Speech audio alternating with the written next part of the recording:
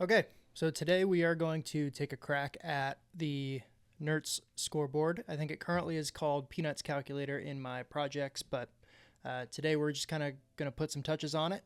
Was able to test it live in action finally over 2 weeks ago now, but finally getting around to putting my spin on the updated look. So let's kind of dive in, and this is going to be a live look at what that looks like inside of Replit when we kind of have a functioning app working, kind of how I might think about updating the design, the branding, and things like that. So without any further ado, let's hop in. So currently, this is what we are working with. So we have Replit's open in the background here, but we have effectively the game room. This is something that I have open in an incognito window, has WebSockets, all that fun stuff. And as you check it out on what it could look like on a phone, it's a really simple interface intended to be like that. All I want the user who's not the game host to be able to do is input their scores. So solitaire cards, peanut cards, that's at least what my family calls it. We call it peanuts, but I know it's more broadly known as nerts. So you input how many solitaire cards you have left, how many peanut cards you have left. It does a calculation of your score, and then posts that score for review for the game host. So let's say I have 5 solitaire cards remaining and 3 peanut cards remaining. I then submit the score, and it calculates that I'll have 38 points, and it's pending there. If we go back in here, so I'm the game host in Replit here.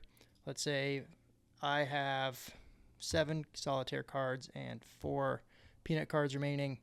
I would have 33. The other user, me, on the other tab has 38. The game owner, me, who created the game, can then publish the score and submit it to the next round.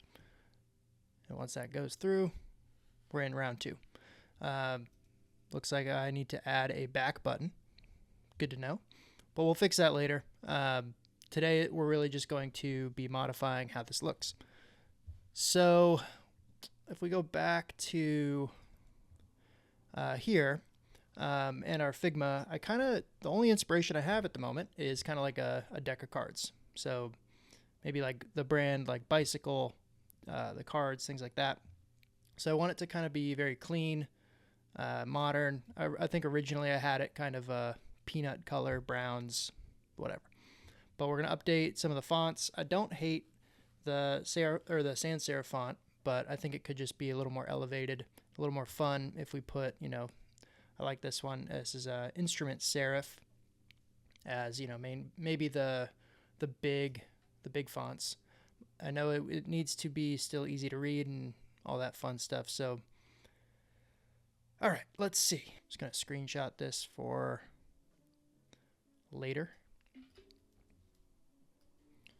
and let's mock it up. That's usually how I prompt it for the Replit agent. I usually make like a quick mock-up. I'm just gonna make sure that I can see what's going on here a little bit.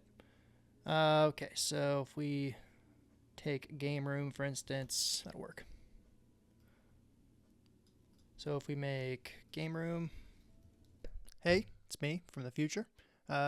Just pretty much went through this and wanted to kind of speed things up for you. So effectively took what we had, and I'm just kind of modifying it. So I kind of go through each section, just kind of toy around with it, see what the fonts could look like, kind of play with some spacing, and try to keep it as close to the original as possible.